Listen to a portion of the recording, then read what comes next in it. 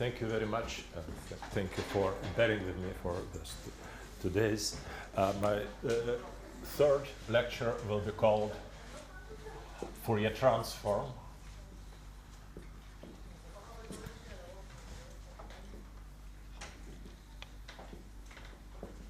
For perverse shobers, I'll just write shobers.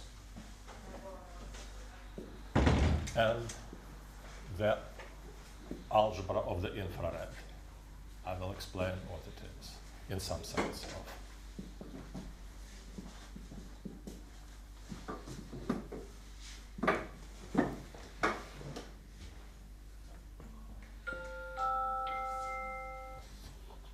So let me start by discussing the concept of Fourier transform in general in various contexts. Let me call this part Fourier transform for functions. D models and perverse sheaves.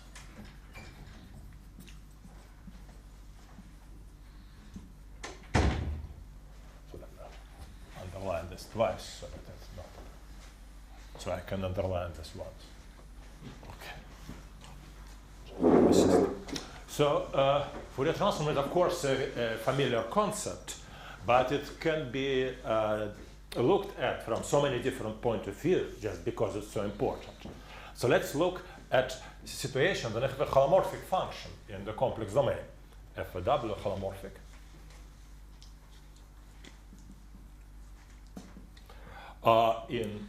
In the space in the complex plane C, I write CW means with coordinate W. And possibly multivalued.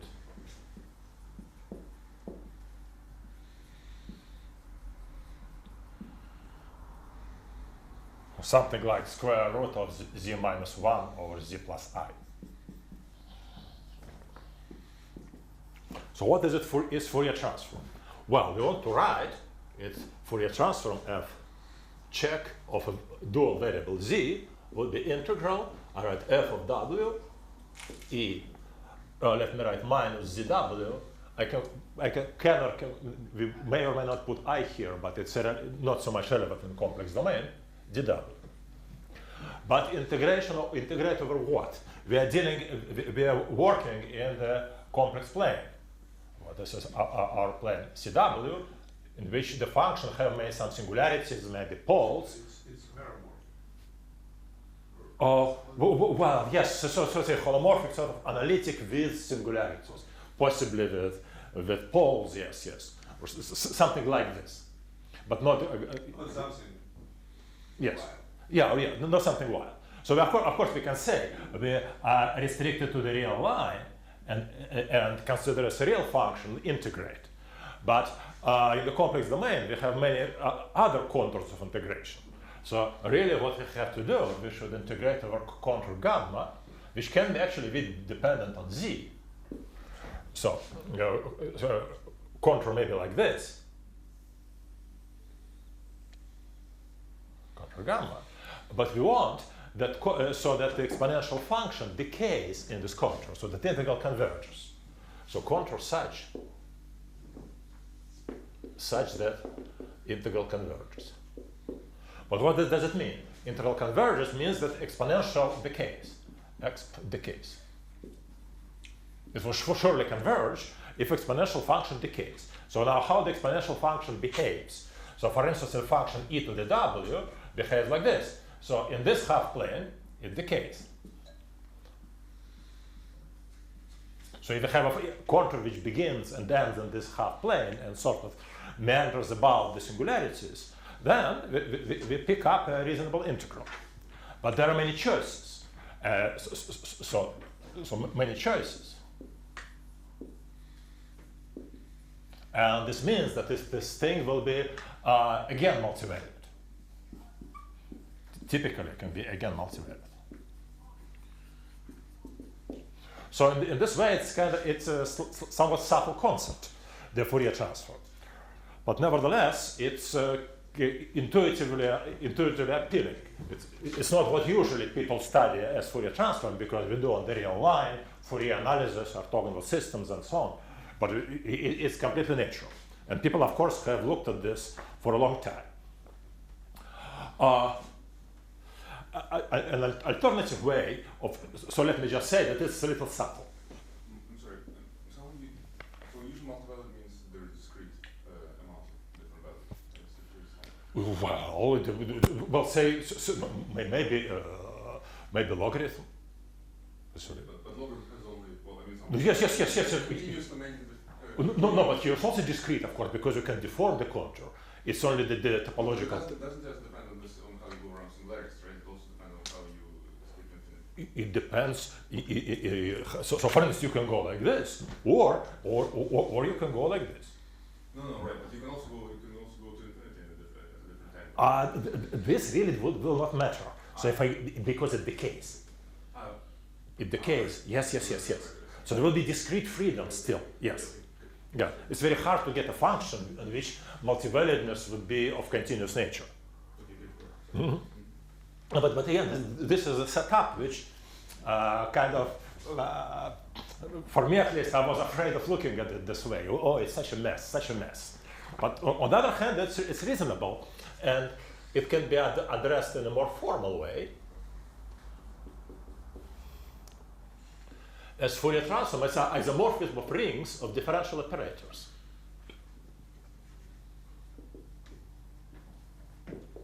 One thing that people know about Fourier transform, we can consider differential operators in W, so say polynomials in W and the derivative in W, and both ft, differential operator in Z, which is polynomials in Z in derivatives in Z.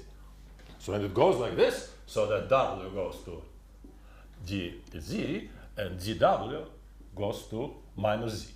That's again, it's a familiar thing. So it means that, so naively, if f is a function which satisfies a polynomial differential equation, something like this would satisfy a differential equation, right? Satisfies P of f equals 0, then Fourier transform, no matter how we define it, if things are good, if we can do standard manipulations, so if all is good,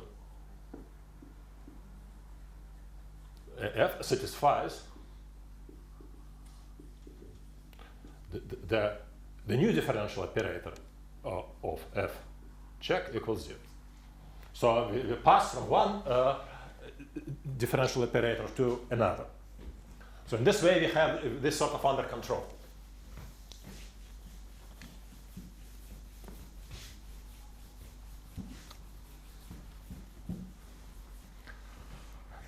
So, and this can be done a little more formally by considering not individual operators, but modules over this ring. Suppose M is a left dW module. Then we have we can consider the sheaf of solutions. So for this, so those form a sheaf.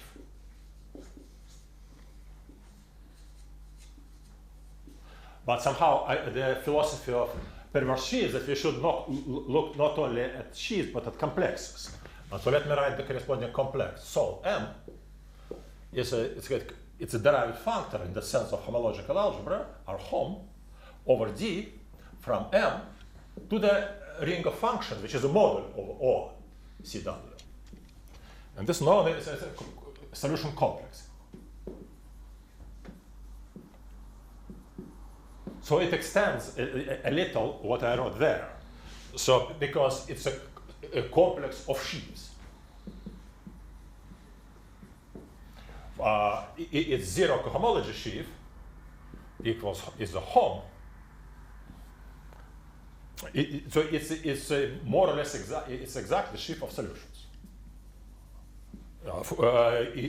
So we get that setting if M is the quotient D modulo the left ideal G times P, then HOM home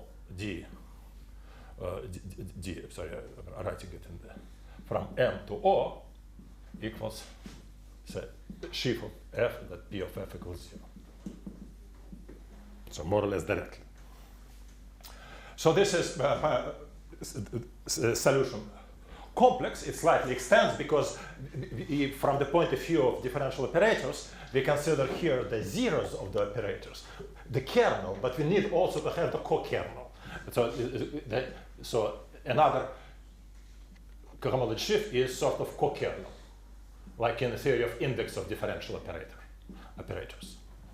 So the complex itself would be O to O, and this is P. It's two-term complex. So this thing would be simply this complex. So at the singular points of a differential operator, there will be a little additions.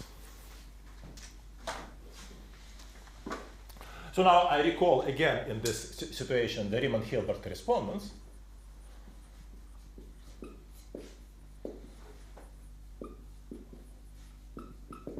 So I say it in a little more detailed way. So if M is what's called holonomic, and this basically is of this nature, holonomic, such as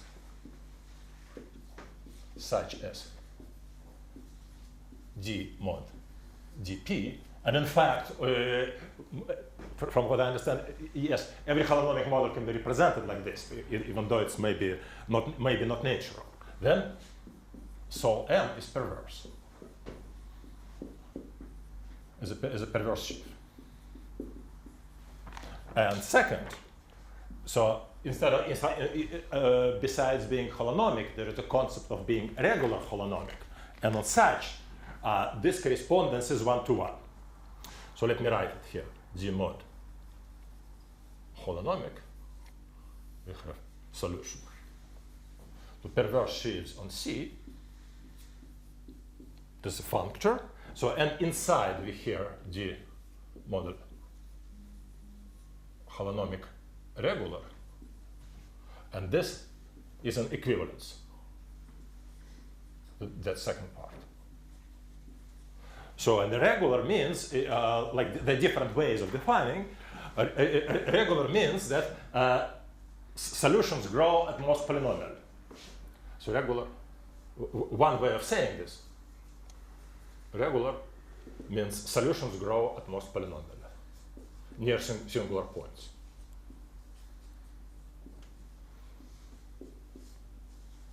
Test. For example, the equation f prime equals f is not regular, so when f equals e to the z, e to the w, so it's irregular at infinity.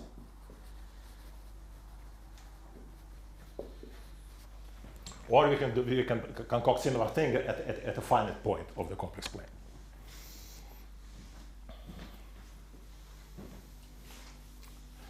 So now having this, we can set up a purely topological problem, which is Fourier transform for perverse sheaves.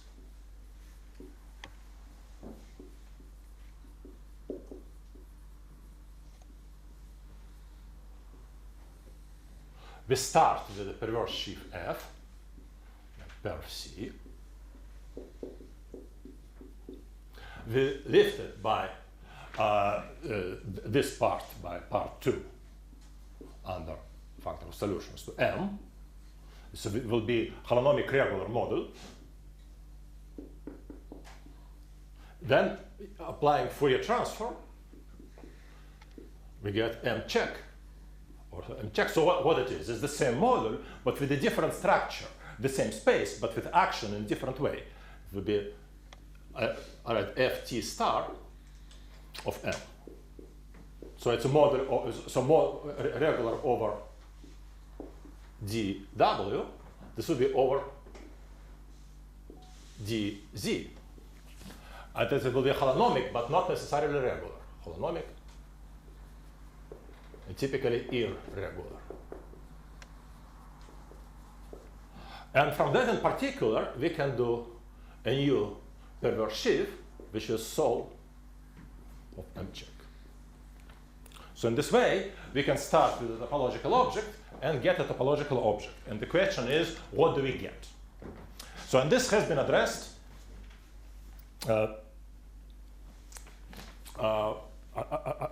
by several people, starting with Malgrange. But before that, let me denote the set of singular points, produce standard notation. So so A inside CW are singular points.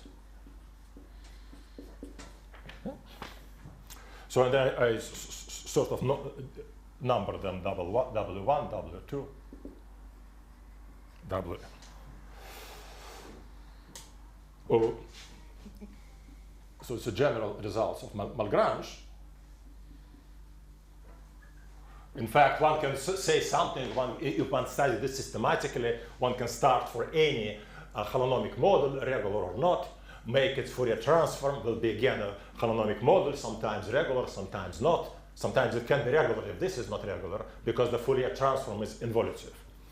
So and one can understand it in detail, but I write the main point. That first of all, that this new perverse sheaf has only one singularity, only one possible singularity. That has many singularities, but this will C0.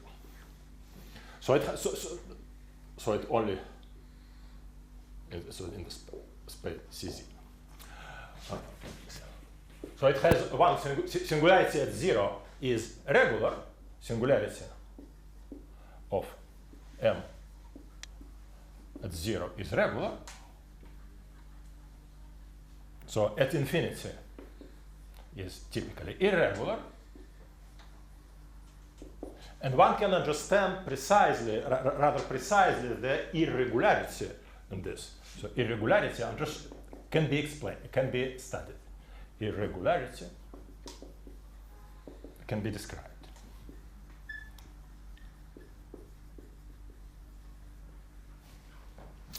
So now I want to say a few more words about what I mean by irregularity.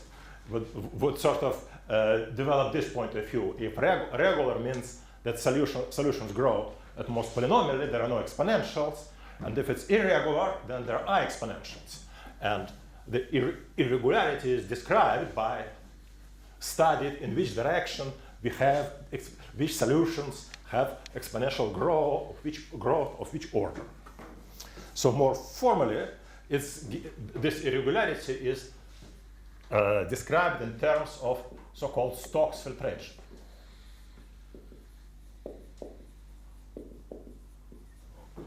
Stokes filtration on what? So since this has only one singularity, then we can look in various radial directions, and we look how solutions grow in various radial directions. So on space of solutions. On each ray, like what r plus times zeta. So zeta is the point on the circle. So which means so for every lambda and for which grow less or equal than e to the lambda r on r zeta when r goes to infinity. So this type of stuff, and this is not Stokes filtration. For every zeta, we will have certain subdivision of the space, how they grow. So this had been studied, and there was subsequent work which I'll mention later. But what was not realized before is in this particular case, not emphasized before, that the convex geometry of the set is important. So we need to consider somehow work with the convex polygon, if you want, the Newton polygon of this set. So I say that I probably can say that it's not realized before.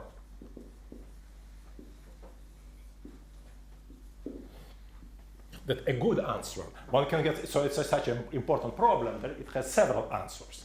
But a really good answer,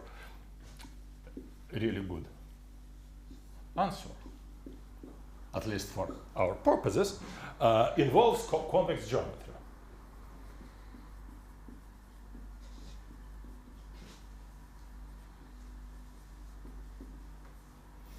of A. Well, from some point of view, it's not surprising because, well, exponential functions, say like e to the lambda w, it decays in a hyperplane, something like the half plane, something like this. So it changes when lambda changes. So we're dealing with some kind of support hyperplanes. So it's not surprising if you look at this from this point of view. So it involves convex geometry, and what I want to say in this talk, categorifies or shoberizes. So, and let me just say shoberizes. It can be lifted to a situation of reverse shobers. Now let me say a little bit about the second subject of the talk. What is the algebra of the infrared?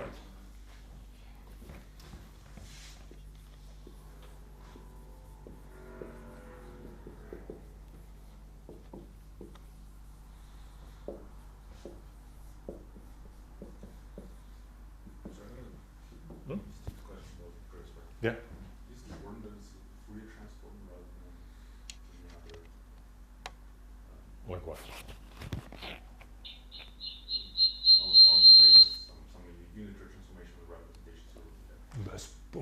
Well, so what you allude to is some kind of more general, what people call quantized contact transformation. It's probably even more difficult. So usually people address those by combining Fourier transform with some other simple things. Yeah.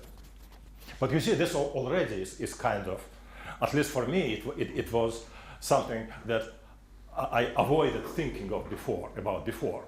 So you have a function which kind of multivalued, and you take a Fourier transform off it. What does it even mean?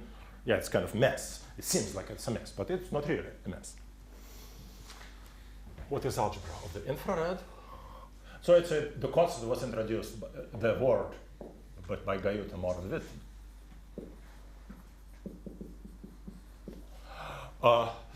Sort of analysis of physical theories in the what they call infrared limit. So I will say some maybe more motivational words than precise physical theory.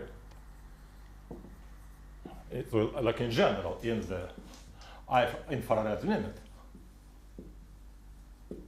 But that means that you change the coupling constants in a certain way. So what remains are two types of data: the vacua of the theory plus tunneling between the vacua. Tunneling, I don't know, with two L's between them.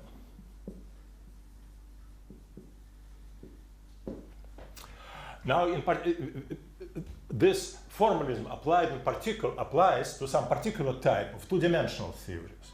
Two-dimensional theories with supersymmetry. Supersymmetry means that action of the Poincare group, because it's in two dimensions, is lifted to a slightly bigger algebra containing superderivations. And so for this type of theory, the set of vacua, I call it by V, is typically finite or discrete. We'll just say it's V1, Vn. And there is maps by the properties of this, sort of by central charge of supersymmetry algebra into the complex plane, in which A would be the image of this.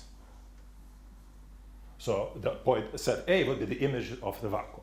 So again, typically one embedding.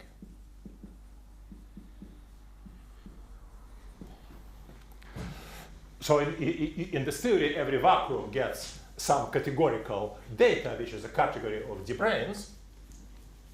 Could you just remind us, A is like the singularities of the original? No, here I'm just saying that there is a formalism which a priori doesn't require anything. It says we consider this concept, this nebulous concept of a physical theory, which you know one if you see an example. But you can talk about theories, right? In this theory, in particular, there is the superalgebra acting, and it has certain space of vacua and some other features. And some features of this theory is this: that the vacuum Vi gives a category called a local d-brane category. So is this related to Douglas's pi stability? Yes. Category, I call Di. Yes, and tunneling, with one or two, I never, gives a sort of functors between those categories, between Tij and Di to Dj. And the formalism of the algebra of the infrared, that they develop formalism, produces out of this global d-brane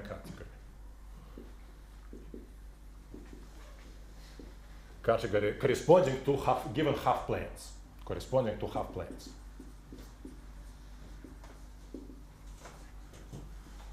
half plane. That's a half plane in the same C. I mean, in the same. Yes, in the same C area. So, so this is a kind of general formalism, but one can glean from. As you move the half plane, there's some kind of wall crossing going on? Yes. So I don't know what the d-brane category is. So it's like a category of d-brane sort of boundary values for the theory. So anyway, what I want to say that our interpretation of this,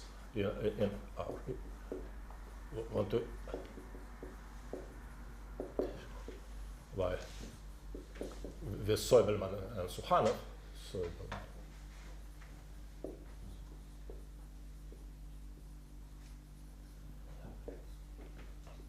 So it's just saying that this data defines a perverse shober. So this data for a theory give or describe a shober S on the singularities at A.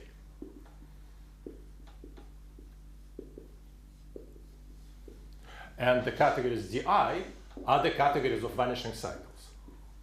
Phi category of vanishing cycles. So, and an example of a theory and sort of this type of theory is so-called Landau-Ginzburg theory associated to superpotential.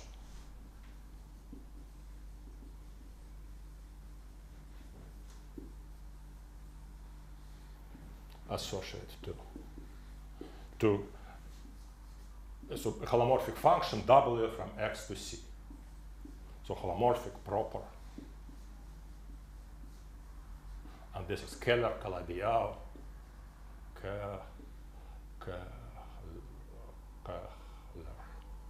Calabi-Yau. So basically this theory consists of sort of like strings moving in X with potential. It's like a particle moving on a manifold in a potential field. But here the potential is complex and there is a lot of other data. So and for this situation, the shober S is what I described before as the Lefschetz shober.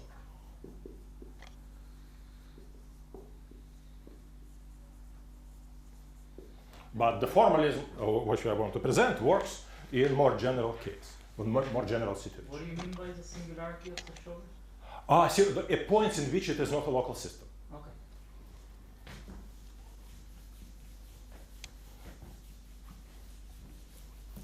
So in this formalism, the convex geometry is built from the very beginning. So original paper of Gaeta Morin-Witten uses features of convex geometry right away. Let me now discuss Picard-Lefschetz theory for perverse sheaves. So I say shobers, so some generalization of a perverse sheaf. Let me look again at perverse sheaves and additional features that we can get from them. Picard.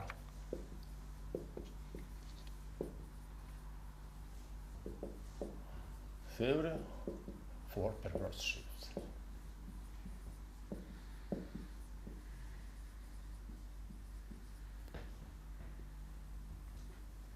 So consider the same situation. So but now F is a pair from C and the set A, which is W1, Wn. We have finitely many singularities. So let me just write them. So would be some kind of double I, would be double J, some other points, right? So we have, for every I, we have the space of vanishing cycles. Space vanishing cycles of F at Wi. Again, as I say, strictly speaking, it's a local system on the circle of directions. But it can be addressed and incorporated properly. Local system on S1 Wi. Now suppose I have a path, but now it's kind of similar to the integration path we discussed before, but now starting from Wi and going to Wj, avoiding, maybe like this, avoiding other points. Gamma path from Wi to Wj, avoiding other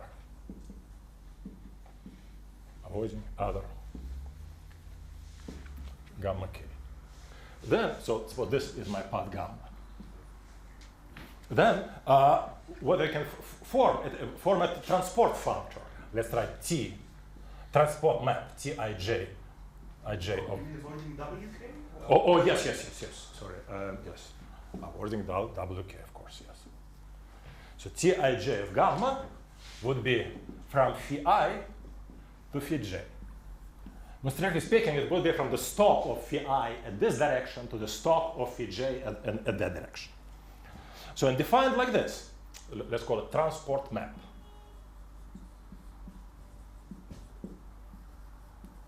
So what I'm building to is that those transport functors would be analogs of this transport map.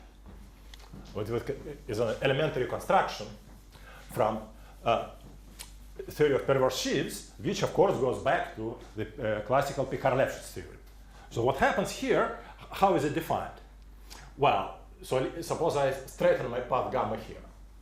Here I start at a point Vi, I have a little circle here, it's Wi. Here a little circle here, Wj. So there is a phi I, so on this disk it's represented by phi I and psi I, and I have this map AI, but this psi I is really all the same, because it is the, here it's local system. So I have psi j, and then I have phi j, I have the map bj, and this is parallel translation, or parallel translation.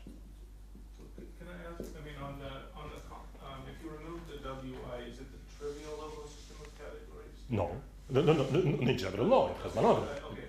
So it has to be addressed, we say that. But sort of the fibers are always this. No, it's a local system. The local system. So It's a local system. The fibers are kind of the same in size, but yeah. Okay. So you're gonna. No, in order to say it more precisely, I say it would be a map from the stalk at this direction to the stalk at this direction. So basically what it says here. So the same depends on gamma. So if I move it through to another point, it will be different. So let's consider elementary move. And this is the essence of the Picard-Lefschetz theory. So suppose I have Wi, I have wj, or say, let me say wk here, and here I have wj. I have this path, so this path, and consider a situation that the path just crosses. Suppose this is gamma prime, and this is alpha, and this is beta. Consider a situation of elementary move. And there is, in this case, we have what's known as the Picard-Lefschetz identity, which of course has its roots in the classical theory of Picard and Lefschetz, but can be stated in a general formalism of perverse sheaves. It says that Tik from I to k of gamma prime is different from Tik of gamma by Tjk of alpha, Tij of beta. So there is some kind of, if you consider all this, the space of all paths, it's subdivided by such walls, and each time when they have a crossing of the wall, it can also be called wall crossing, we have this elementary jump. So we have this picture. It's also similar to picture of finite type Vasiliev invariance and theory of knots. We have jumps. We can describe things in terms of jumps. So the usual Picard-Lefschetz theory, is obtained for a particular perverse sheaf. F equals LW, corresponding to this, LW, which is a Lefschetz perverse sheaf.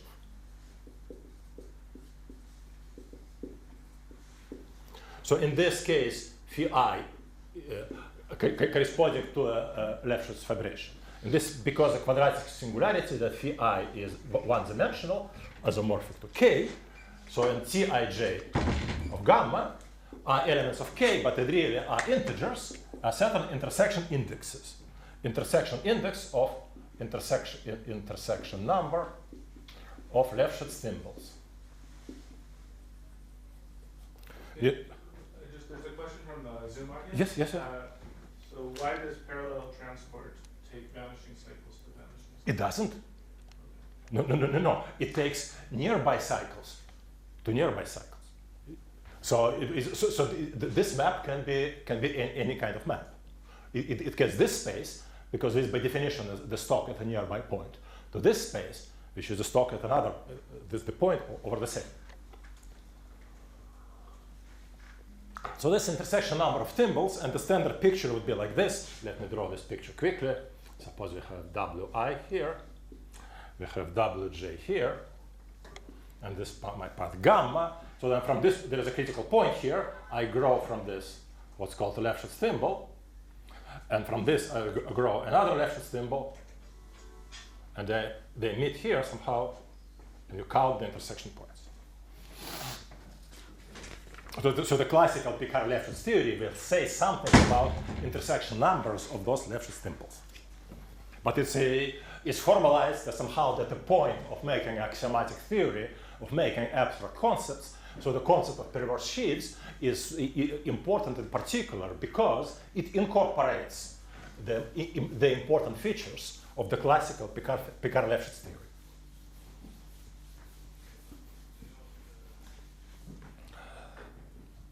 So now let me discuss a little more, it would be part 4, about the description of this category in a yet more elementary way. Let me say per CA explicitly per work of Gelfand, Macpherson, Dallon.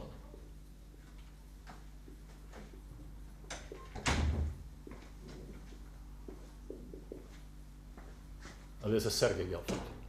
So it's approximately 96. So again, let me make a picture of the set A with point 1, maybe it's Wi.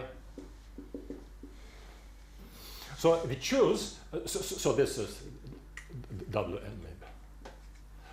So we choose what's called a spider. Again, this is a concept very familiar in singularity theory. which means we take a point V somehow outside of everything and connect every singular point with a path to this V which is do not intersect. So set of non-intersecting paths.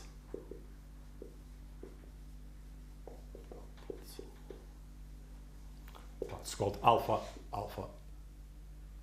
yeah, maybe alpha I.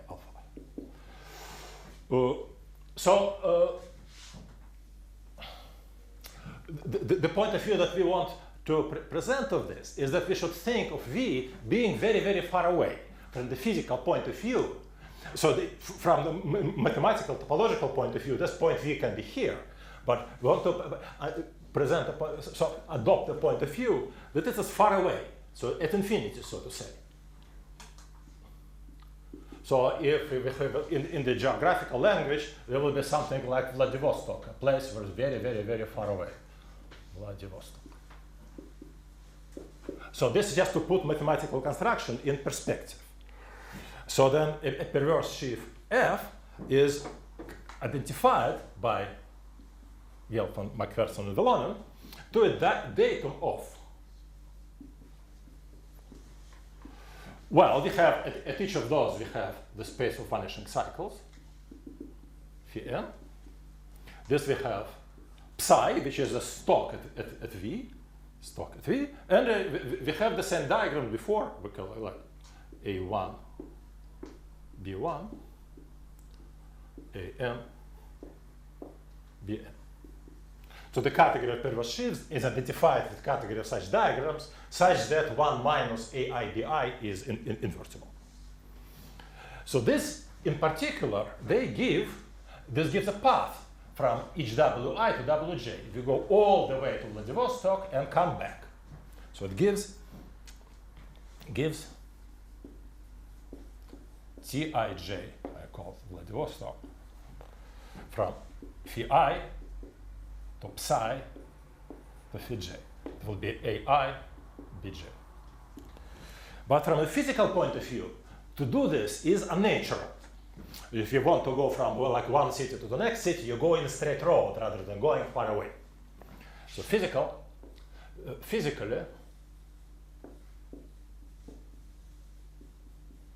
what's important and what corresponds to the other situation, it's Tij straight, which are important.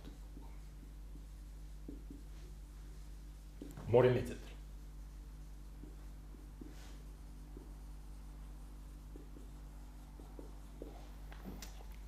So, and but what I want to say that this analysis of perverse sheaves and the analysis of infrared algebra are some kind of about the same thing. So our thesis is that, maybe I'll just write it in a catchy way. So our thesis is that this analysis is equal to this analysis, GMV equals GMW. So what Gelfand, McPherson, and Valonen were studying about perverse sheaves, this is very similar to what Gayot, Moore, and Wilson were studying about physical theories, except this here is what corresponds to the next level.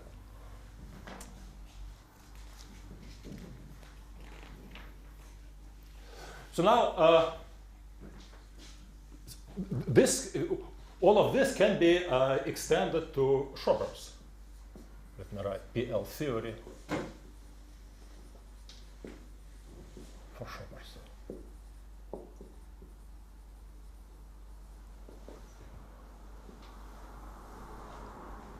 So instead of Picard-Lefschetz equalities, we'll so again we'll have phi I categories of vanishing cycles, and we have transport functors T ij of gamma in the same way would be maps from phi I to phi j, transport functors.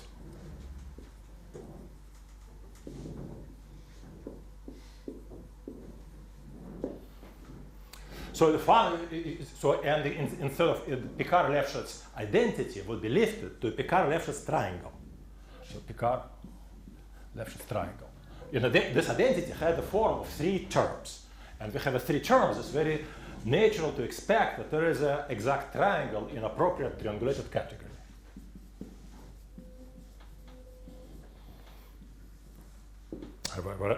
With the right similar thing like this, Tik, the same notation, Tik of gamma would map to Tik of gamma prime. Here I will have the composition Tjk of alpha, Tij of beta.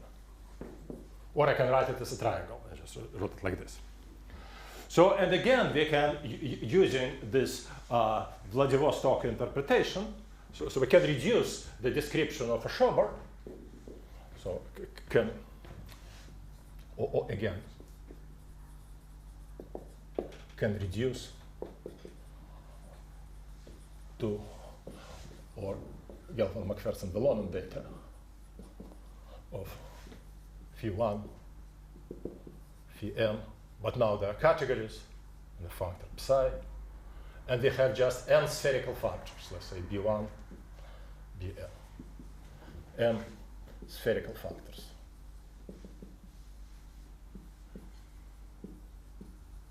With common source.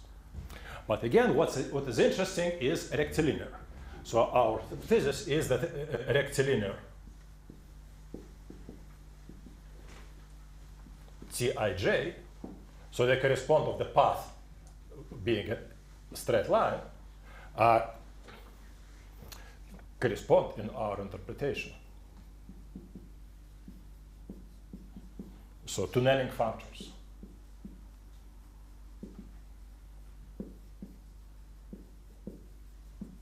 Of algebra of the infrared.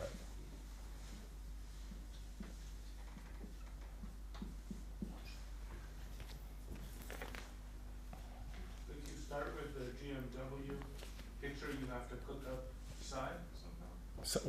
If you start with the GMW data, Yes. to compare it, you have to cook up the psi. Which side? The category FV there. There is one thing which I should probably say here, that I should say here that psi is somehow not so much important for the Fourier transform. So the question of what is psi is really is more subtle, and even in the theory in sigma models, it's an interesting question. But what's another result here is that category of perverse sheaves of Ca modular constant sheaves. So and this is probably what matters more important, is identified with the category of data phi I and all possible and Tij phi I to phi j. So if you look at only of this, then what you get is a description modular constant sheaves. And this is really what's more important. So if you're looking, let's put it this way. If you only look at the transport functors, then the addition of the constant sheaf doesn't change it. So, but it is this what is important. So really what's important here that the shober should be modular constants.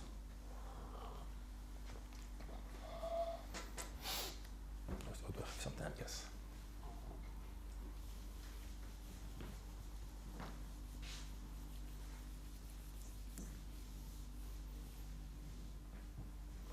So now let me explain how this point of view can be, first of all, implemented for perverse sheaves. Let me call this part Stokes data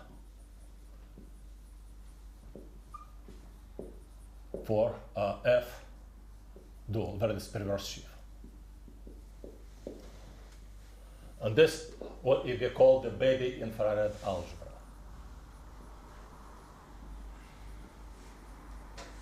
Because already in this case, the convex point of view leads to a different answer. So as we saw that, so there's a Fourier transform of perverse sheaf.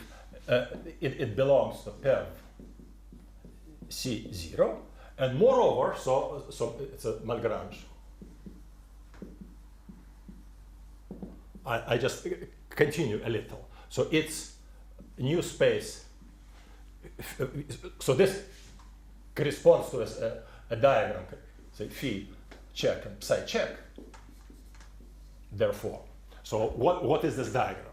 That is phi check is psi corresponding to f, and psi check is the sum of all vanishing cycles, phi 1.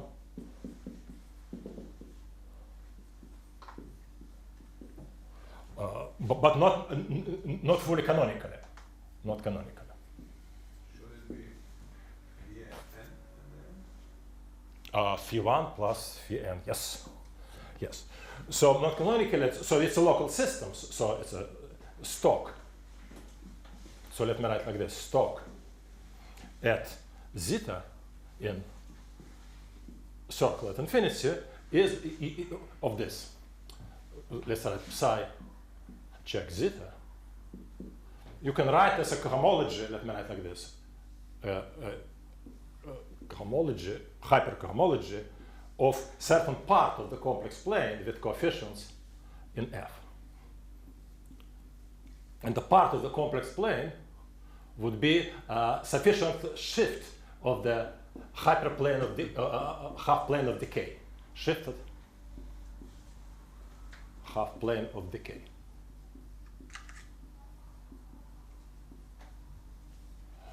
So shifted so as to contain all the singularities. So this somehow matches, this description matches the idea that we look at all possible cycles of integration. We consider this part when the cycles of integration can go. They can go from infinity, it can go as much as we want in this direction, but they should begin and end somewhere there. So, and this thing carries Stokes filtrations.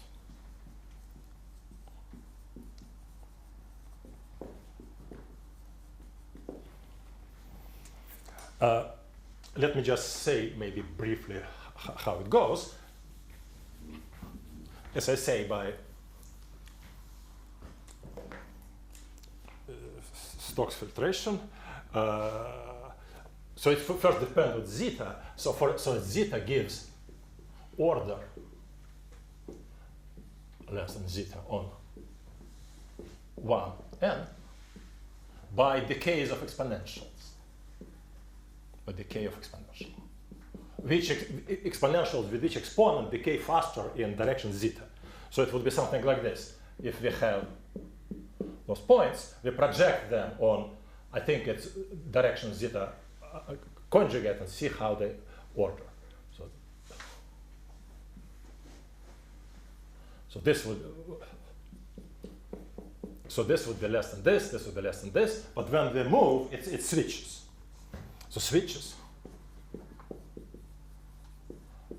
at point zeta ij, which is direction from zeta I to zeta j. So and what happens that this stock psi zeta is filtered by so when I say filtered by a partially ordered set, by this partially ordered set. 1. Basically, we say which exponentials decay in this direction. So now what we have here is a local system with a certain filtrations depending on the point in which switches somewhere. And such data can be classified. It's certain cohomology. So the set of equivalence classes of such data is certain first cohomology. One can certain first cohomology of some triangular group. So such data,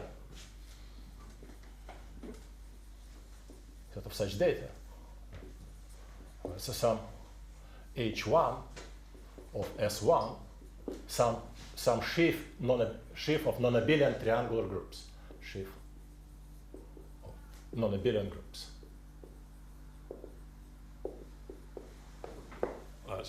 Matrix triangular groups. So and they classified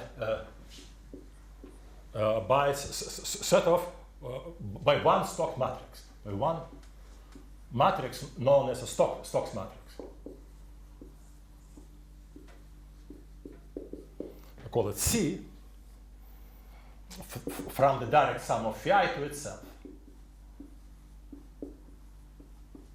So we need a fix some zeta, some matrix which is an upper triangular with respect to. So this is the theory of how you classify it by Stokes matrices. So it has Cij from phi I to phi j when I less than j by zeta. So this is the data, and we want to find this data. So and there was some work in this direction. So studied by already Malgrange, Mochizuki, even this elementary, Daniola, Kashiwara, and others.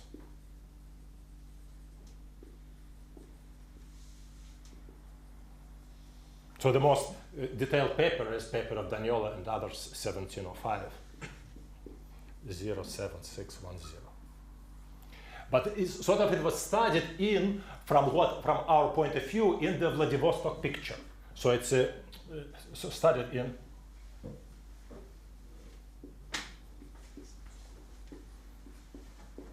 it means that we start with the description of the original Perigord sheaf in that sense. But then the formulas are a little complicated, and I want to present a formula which is appeals directly to convex geometry and is very suggestive. You may want to switch markers just because. This is okay. Yes. This is running out. Yes. Yes, absolutely right. So I want to represent our approach. Oh, that's much better.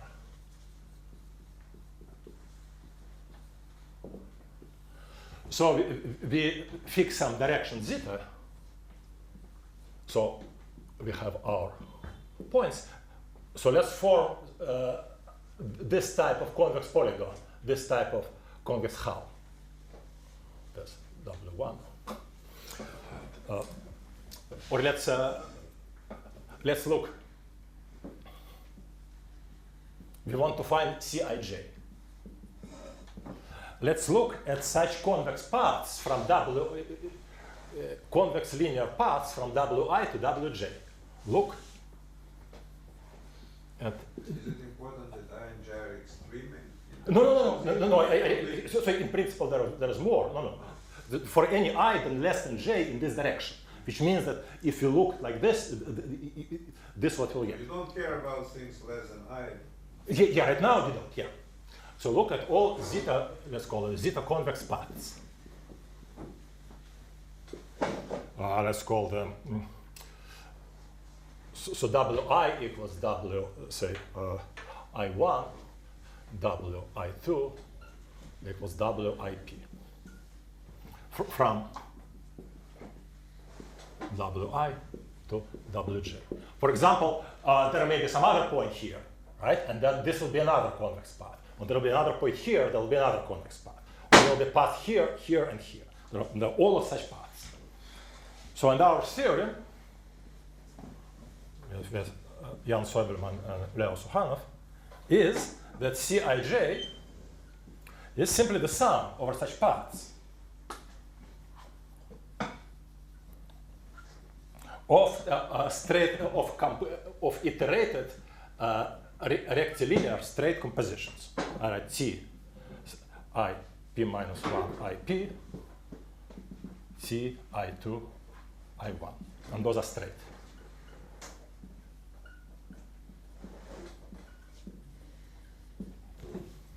These are in different directions. What? Pi minus 1 goes to p minus 1 goes to p, so it's downstairs and 2 goes to 1. A1 and 2, yes. from I1, I2 to I2. So each time we go straight. But there were many such things, that sort of complexity of combinatorial geometry. This is our formula, and again, I'm close to running out of time, maybe just a little more. I say a little more about the categorical analog of all of this.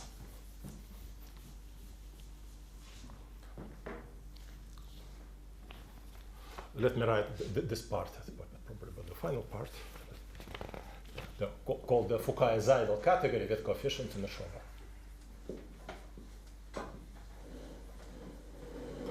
With coefficients in the shober.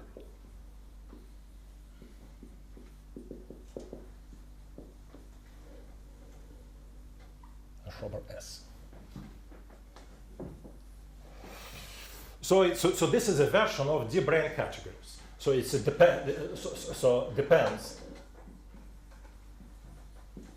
on half plane, which corresponds in our terms the direction zeta in S1. So and in this picture, well, the Vladivostok spider, so to say, appears naturally. So what we do in the standard formulation, we draw such lines, such symbols to infinity. And this more sort of, if you compactify it in a circle, it would be like this.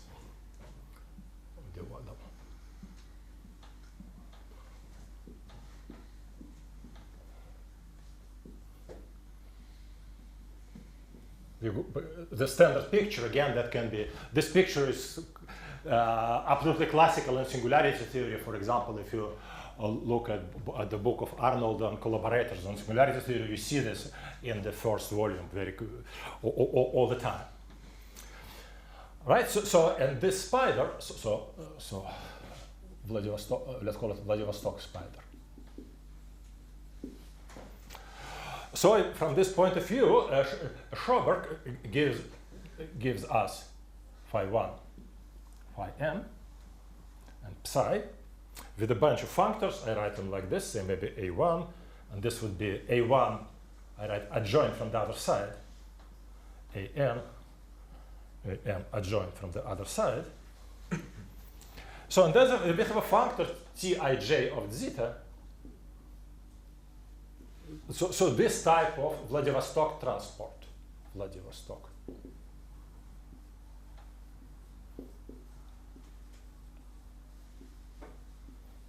So they are important if we want to define a certain global category associated to a half plane.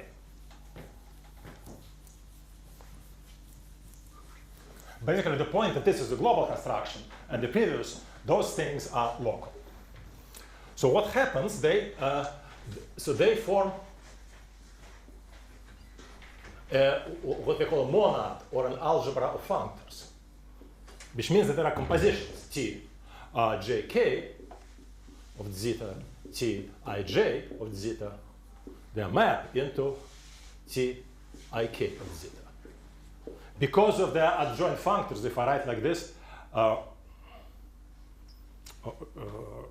write something like this: AK star, AJ star, AI. It goes to AK star, AI, because this maps into the identity in terms of adjoint factors.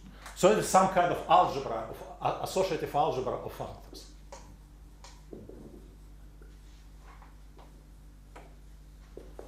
So, by definition, the Foucault-Seidel category of C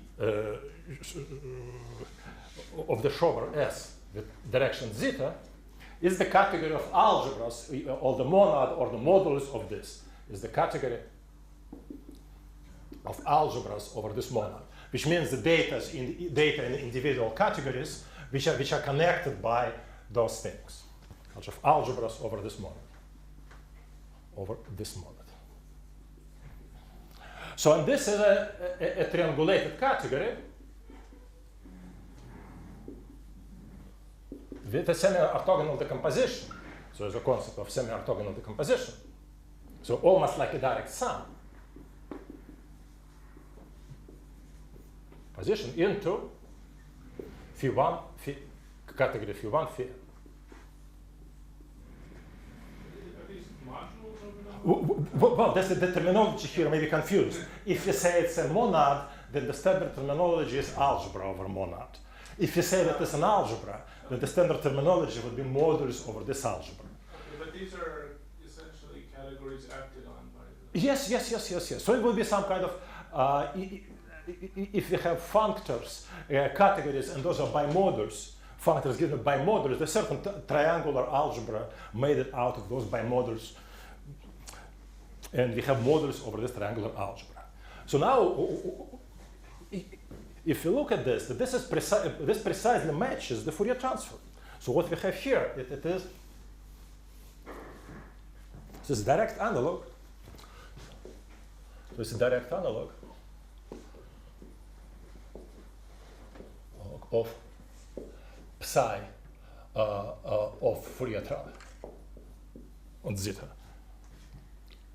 So, and usual Foucault-Seidel category corresponds to S being the Lefschetz shober. So the one which is described in the books corresponds to Lefschetz shober. So just the final thing, what I want to say is that this thing categorifies.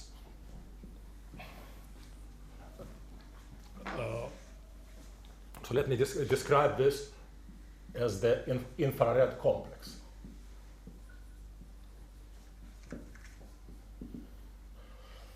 So it describes this monad, let's call it monad T of zeta, in terms, so it's a monad, in terms of a rectilinear monad. So, or free, if you want. We'll call it R of zeta, which again will consist of R ij of zeta with I less or equal than j. And here also we only I less than j. I less than j here. So we just say that we look at the same pictures. R ij of zeta is direct sum. So here is a sum. I write direct sum of this functors T gamma. So let's call this T gamma, such part gamma, are corresponding functors T gamma for zeta convex part. How they compose? The composition is just whenever we can compose, we compose. Suppose this one, and there is yet another one here, up to here, so that the union is still convex. Then we just compose them. It's a composition. So composition, composition, given what's called a concatenation when possible. Or zero. On zero is not possible. If I want to compose this and something like this, then the union is not convex. I say composition is zero. So it's kind of free algebra because of this. Kind of free. Nothing is happening. We just, like in the polynomial algebra, we just write things next to each other. And this, on the other hand, doesn't look free.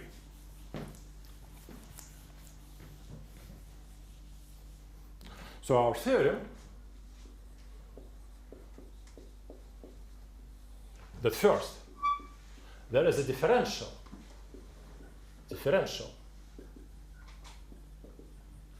in R of zeta such that d square equals 0 in derived category. And it comes from many Picard-Lefschetz triangles. From maps in Picard-Lefschetz triangles.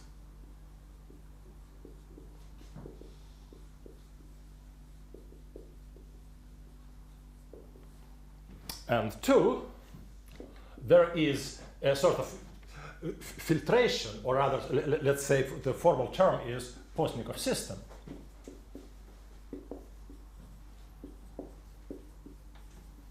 I write in quotes filtration.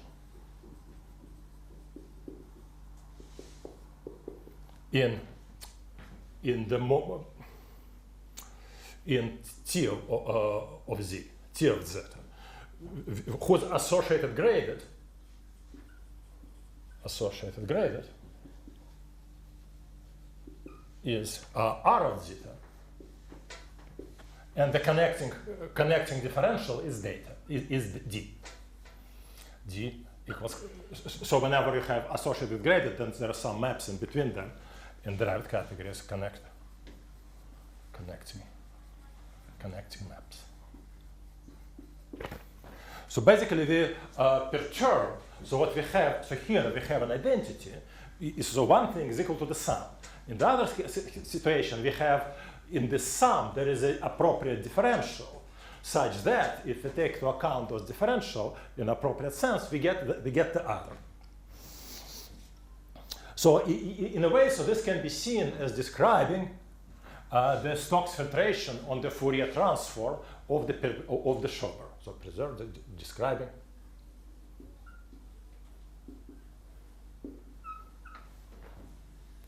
the Fourier transform with Stokes. Even though this concept in general has not been studied or defined, but it's clear. So what we're doing here is kind of similar. So, there are some other results, in fact, which involve more convex geometry, which extend our work with earlier work with Maxim Kontsevich and Jan Soibelman to shobers. So further extend.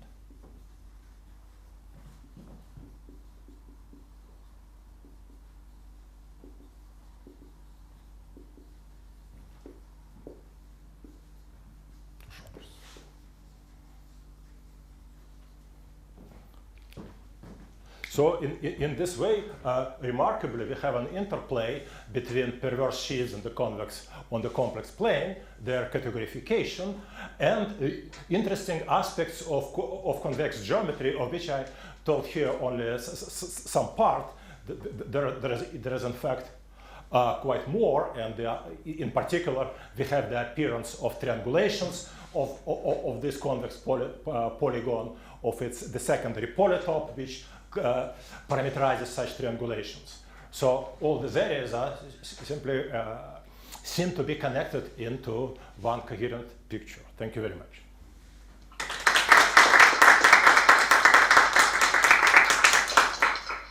Okay, so let me ask for questions. Also, any questions?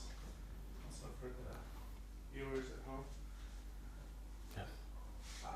I'm sorry, I don't understand. What is your gain when you look at the point at infinity? You just want to avoid dependence on... How to say, in the classical in the mathematical situation, there is no, it's far away or not far away, it doesn't matter. We just say any point, any other point, and connect it with a spider.